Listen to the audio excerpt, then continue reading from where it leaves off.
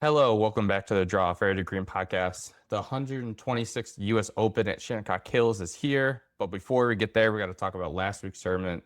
We'll start with the LPGA Tour event, the Dow Championship. It was a two-person event, and Grace Kim and Yana Wilson pick up the win in the paired event, winning in their first pairing at the Dow Championship. So again, dual event, pretty cool. It's similar to the Zurich Classic over on the PGA Tour. But again, to win an LPGA Tour event is hard no matter what. And it may even be harder with a partner. But good for them kind of getting tuned up before this next women's major here in a couple weeks. Yeah, it's a pretty cool event over on the LPGA Tour. You have the partner championship, the partner tournament. You have best ball. You've got alt shot. So you have like the Thursday and Saturday you had the alt shot, and then Friday and Sunday you had the best ball. So very cool. And we talked about Nelly Corda and Olivia Cowan, their partnership. They had a very good tournament on Friday. They played well with the best ball, but unfortunately that alt shot, they shot a 76 on Saturday, so took Oh, them out of it. And then I think my pick last week, I had the Iwai twins, and they also had a pretty rough alt shot on Saturday. They shot 74, which took them out of it. But back to the winners with Gina Kim and Yana Wilson. Very random win. After researching them, it just kind of didn't, it kind of came out of nowhere, honestly. Like Gina Kim, she got her LPGA Tour card. And then she kind of like Siwoo Kim, where he had his tour card, then lost it and came back. But the difference is with Gina Kim, she hasn't really played well this season. She before this tournament, she had 4 cuts made in 9 starts. So not really playing well to make the weekend during the season. And then Yana Wilson is 19 years old. She got her card through the Epson Tour. Same with Gina Kim last year. One of them was second, one of them was third. So they kind of formed their partnership by playing with each other last year on the Epson Tour. And they talked about it. They said we didn't really have a partnership. Everyone else was picking people, and we were like, I guess we'll go together. So clearly worked out. They played very well on Sunday, and they were getting chased down by Yeoju Kim, who we've mentioned many times on this podcast, who has won twice this season. She beat Nelly twice earlier this season, where I think she's maybe up to, she's definitely a top, I feel like she's top 5 in the world.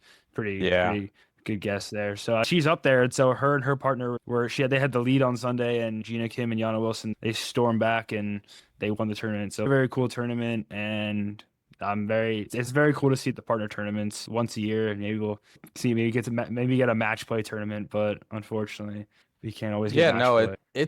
it's got to be hard playing a tournament with another player, especially you're used to just playing by yourself, and all of a sudden, the middle of a year, let's just throw in this team event, which again, I don't mind. I know people hate on the Zurich Classic and don't like, oh, it's not a real win. You're doing it with someone else. I'm like, that's still cool. It's still hard to win, especially in the alt shot. Like all the pressure is on you to hit the ball for your partner. If you put them in a bad spot, then the hole is over and it's like, oh, it's my fault. So again, 19-year-old to win. She's the first LPGA Tour player who is 19 to win since 2023. So that's really cool, really hard. Again, any professional win on any golf tour is hard. So congratulations to them. Again, to be a good pairing, staring them down and win it on a Sunday. Again, who knows how far this will lead to them, but now they have a little taste of it, a little experience, and that confidence going forward can only help. So it's a really cool event. It's always nice to see first-time winners get that first win. Speaking of first-time winners, the PGA Tour, Bud Cauley, who finally breaks through, completes his comeback from the car accident in 2018. For those who don't know the story, he was playing in the Memorial, got in a car accident in 2018, broke his leg, I think broke some ribs and all that. He continued to play for 2 years, didn't do well, and then he shut it down for 3 years. Didn't play on the PGA Tour for 3 years. Came back last year. I think he finished second, or he finished third. I think a stroke outside the playoff with J.J. Spawn at Rory McIlroy at the Players, and I was like, oh, okay. And from all accounts, he's just a really good player that dealt with this terrible car accident. He played with Justin Thomas at Alabama. Justin Thomas, he's one of the best players I've ever played with. He's one of the best ball strikers. And he goes out and he wins the RBC Canadian Open with a final around 65 to earn his first win in his 239th start. It was a really cool story. I was there Saturday, followed him and Tommy Fleetwood for a couple holes. On the rink hole Saturday, I think he hit it, Cauley, to 6 inches, and the place erupted. So it was really cool. It's a really good win. Again, we've talked about it. I feel like almost every other week now, there's some type of comeback story in the game of golf that's happening. So I think it's been a really fun year for kind of the comeback player of the years in that sense. Yeah, I definitely agree. After hearing his story, I mean, it's honestly, it's amazing to hear what he came back from, and now he's a PGA Tour winner. He's 38 years old, I believe. So it's a long road and definitely a long journey and very rewarding for him. I know since when you're on the PGA Tour, it's usually since you've been playing since you're 10 years old, and it's your job since then. So after going through all that and finally getting his first PGA Tour victory, I'm sure it must be an amazing feeling for him. And congratulations to Bud Cauley.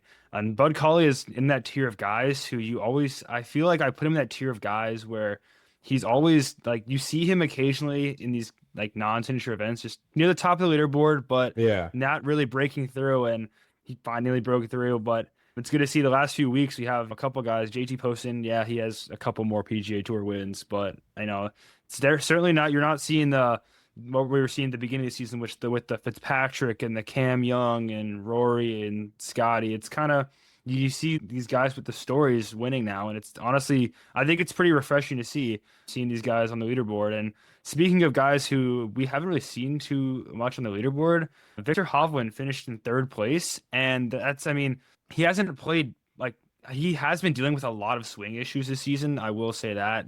I always earlier in the season, I'd always see a clip on the range that week before tournaments. He's experimenting. He had pool floaties one week, so he's doing a bunch of stuff. He's figuring things out. But he has a couple top 20 finishes this season in the big tournaments too, the Masters, the Players, Waste Management. So he could show up in that. But Victor Hovland, maybe this is a sign of things to come. When Victor Hovland is playing well, the tour is in a better spot.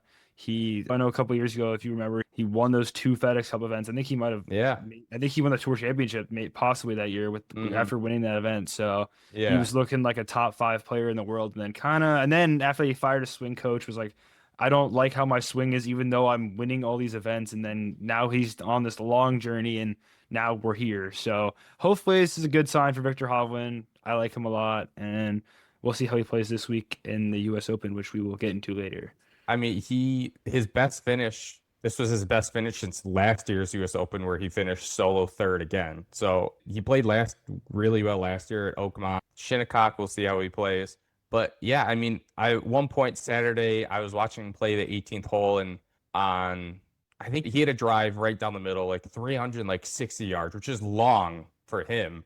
And he just hits a terrible iron shot into the he didn't even hit in the pond, but it was just up enough on the other side of the pond where he was kind of in the water, and he considered hitting it. He took multiple practice swings in the water and finally took it out and went behind the pond and hit it.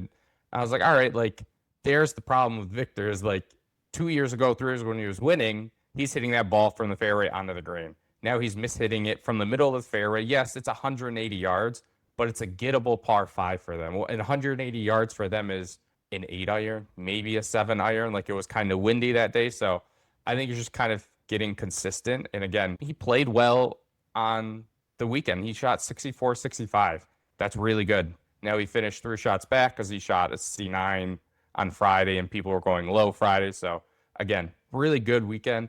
Matt Fitzpatrick, who you mentioned earlier, just another great week. He comes back from behind and he finishes solo second, finishes 2 shots behind Cauley. Final round 60. A lot of people have him as one of the favorites this week at Shinnecock. We'll see. He has a previous U.S. Open, and it's kind of course, that fits him well, but we'll get into that later. Yeah, it was a good tournament. Again, I like your point of it's not the big names always winning. Like, again, what Nelly Korda's doing on the LPGA Tour is great. But last year, with all the different winners, that was really cool. And now the PGA Tour is kind of going through that this year. The year of Scotty and Rory the last couple of years kind of happened a little this time, but they each only have 1 win. So I like it. I like the different winners every week. You get different stories every week, whether it's Bud Cauley, JT Poston a couple of weeks ago, Wyndham Clark finally getting back into the tour. All the different storylines that come with different winners, I think is cool. The one negative out of this tournament was Brooks Koepka. He withdrew in the 4th round or before the 4th round due to hand injury, and I was able to walk with him a couple holes on Saturday. And I picked him up on I think the 6th hole, watched a couple, and he didn't hurt it while I was watching him. So I don't really know when he hurt it. I just know from listening to the broadcast the next day and people that he did call his physio out a couple different times on the back 9, and they were working on his arm and wrist and hand. So I don't know. He's at Shinnecock. I've seen him on the range, so we'll see how he feels. I think it was maybe more of a precautionary thing of withdrawing than why hurt it more. I want to go play the major. I only care about majors. I won the last major here. But it was interesting. He looked fine when I saw him, so I don't really know when he did it. I don't know if you did. But it was, when I was there, the rough was thicker than normal. I've been to this event 4 times, a different course every time, but this rough was like thick. So I don't know if it was a lie that he had or did he hit a root somewhere. I have no idea. But it's something to keep an eye out for the last U.S. Open winner at this course. For sure, hand injuries and back injuries are the two what I think of injuries that are very important to the golf swing. You got the back for the rotations and the hands to square it up around the green. And his thing was, I think his ring finger and his pinky finger, he just couldn't grip the club with those, which 3-finger swing, that's just it's not going to fare too well when you're trying to win a tournament. And with the major coming up this week, no use to try to risk it for Brooks Koepka because I know he's all about the majors. We want to see Brooks Koepka in the majors. Be disappointed to not see him play this week in the U.S. Open. So I wish him the best. He has had a pretty solid season, all things considered, coming over from LIV and playing in the PGA Tour for the first time in a few years. So hopefully, once again, hopefully he plays well next week. And this is a pretty big week coming up. So once again, we'll talk about it. Yeah, we'll head into next week. We'll talk about the other tournaments first before we get to the U.S. Open. We'll start with the Ladies European Tour. They have the Dutch Ladies Open at Goyer Golf and Country Club. Again, Dutch Ladies Open, National Open, anything can happen at these things. I'm going to go with Georgia Hall as my pick to win. One of the better players in the field. That's got to help in just getting ready for any upcoming event. I'm going with Georgia Hall as the winner here. So for this week, I'm going to go with Kelsey Bennett. She has a win this season. When you picked her a couple weeks ago, she had a runner-up. Had a tough finish, but she's in contention frequently. And once you're in contention often, then a couple times you're bound to win. So we'll go. She's also in one of the stronger players in the field this week. So we'll see how that goes over there in the Netherlands. On the LPGA Tour, we have the Meijer LPGA Classic for Simply Give down in Michigan. Again, a decent field, especially the week before a major. You got Geno's in the field. You've got Brooks Henderson in the field. Hannah Green's in the field. So, again, you've got good players. You have Gina Kim, who won last week. She's in the field. Again, Yana Wilson also in the field. Lottie Woad. So, it's a pretty good field. Nelly Korda taking a break. She's playing the week after the major win again. So, I'm not shocked to not see her. Yeah, it's a lot of good players have won this tournament. Leona Maguire, Jennifer Kupcho, Nelly won a couple of years ago. Lilia V last year's Carlotto. To me, I think the pressure is on her the most in this tournament. So I want to pick Gino, but I don't know if I can. Just all the talk is around Nelly winning majors. When are you going to win a major? This is the final tune-up before a major. Can she turn all of that out and play well the week before? I don't know. I'm going to go with Miyu Yamashita. I was close. It was between her and Gino, and I'm going to go with Yamashita, who's played well after earning Rookie of the Year last year. So Yamashita is my pick for the LPGA event. Very similar to you. I was very close to picking Gino because there's no Nelly, and we talked about before, Nelly and Gino, top two. They've been on another level this season, and Nelly even higher level than Gino. But for this week, I'm going to go with Sami Lee. She was finished tied for third last week, and then not the best finish at the Women's U.S. Open, but that's okay. Tough course, we'll give her a break. But she finished tied for fourth at the ShopRite LPGA over New Jersey a few weeks ago, the week before the U.S. Open. So I think that she can continue her strong play, and I think as much as I like Gino, there's a lot. She can't win every week that Nelly's not in, so that's what I'm going off. Yeah. On to the PGA Tour event, and it is the third major of the year, the 126th U.S. Open at Shinnecock Hills Golf Club. The first major went to Rory McIlroy at the Masters, second one to Aaron Rai at Aronimink at the PGA, and now we have the U.S. Open, which is the game's toughest test, is what they say. And from watching live from on the Golf Channel and listening to some interviews and listening to some other podcasts, it sounds like it's going to be difficult. The wind is really causing players some havoc from what I was reading, that making some of the greens almost unplayable because the wind is coming in from a different direction than it normally does, and they're predicting that for Thursday. Again, I don't understand how the wind affects putting all the time and all that, but pros can feel every little information they can get. So again, it's going to be a tough golf course. Last time it was here, 2018, Brooks Koepka won. It's a very cool golf course. The fescue is great. I'm excited for this week. Yeah, great week on the PGA Tour. I love the US Open. It's my second favorite tournament besides from the Masters, but I love when the pros look human. Usually we go out there, we see them out there and they're tearing up the course, going low. And on the US Open, and they get punished for hitting in the rough. They have to hit shots they don't usually hit. So I love it. And the course this week looks amazing. It looks from my opinion, it looks more like a I don't it looks more like a links golf course kind of from what I've seen with the fescue and the hills. I think that's from what I've seen. It looks a little different from what the typical American courses look like. And maybe it has the vibes of last year with Oakmont, where they didn't really have many trees and they had the long grass. So hopefully we'll have. I saw a video of Bryson DeChambeau also putting a ball in the rough in the fescue, and just good luck hitting out of there. So if you don't have your driver on point this week, good luck. So it's always going to be a tough test at the U.S. Open. The best players are going to win. So if you You want to. bring up a good point of the driving. I was listening to, I think they had Wyndham Clark on. I think it was a Smiley Kaufman show. I was listening to that this morning.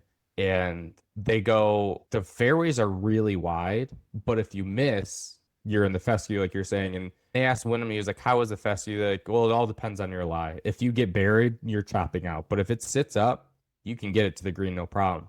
And he was saying, and Smiley was saying, he walked the course with NBC, that really the defense of this course is going to be the second shot in the greens. He goes, if your iron game is not on point and your putting is not, he doesn't use it. You don't even have to make birdies. If you just avoid three punts and avoid bogeys, that will put you high up the leaderboard. So it'll be interesting. He mentioned Aaron Rai. He goes, I'm not saying Aaron Rai will win his second major, but he goes, a player like that should play good. And I love your point of this kind of looks like a linksy non-American golf course. Ben Griffin, in an interview, I think it was Friday Golf yesterday, goes, this course reminds him of a combination of St. Andrews, and I forgot the other open course he said, but with the greens of Pinehurst #2, with the turtleback greens and the runoffs and everything. And if that is the case, sign me up. I want to see them human. I know it sounds great. The wind is a factor already in practice rounds. Again, in 2018, you had Zach Johnson, who famously was like, they lost the golf course. This is unplayable. And then you have the clip of Phil Mickelson hitting the putt where the putt is still moving so it doesn't go down. So this golf course puts professional golfers in shambles, and I am excited for it. I know it's sick, but the golf sicko in me wants to see them struggle. And Wyndham Clark in his interview, he was like, wouldn't be shocked if even or like -1 wins this week. And if that's the case, that's what I want. I love that. I hope we see some crash outs from the PGA players. I know Shane Lowry last year was saying some choice words about the golf courses, so maybe we'll get that from him this year.